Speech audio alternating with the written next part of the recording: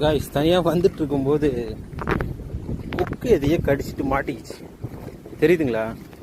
அதோட வாயில் மாட்டிகிட்டு இருக்கு பாருங்க. இதே ஒரு துணியை கடிச்சிட்டு எல்லாம் மாட்டிக்கிச்சு. பாவம். எவ்வளோ அழகாக இருக்குல்ல?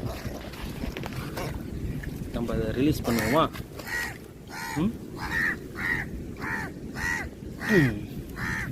ஓகே. இது வாயில் இங்கே எதே கடிச்சிட்ருக்கு.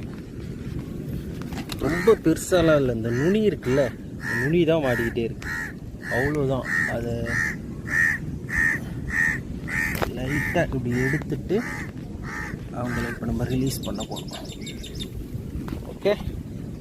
எவ்வளோ அழகாக இருக்குது பாருங்கள். தெரியுதுங்களா? அழகா இல்லை?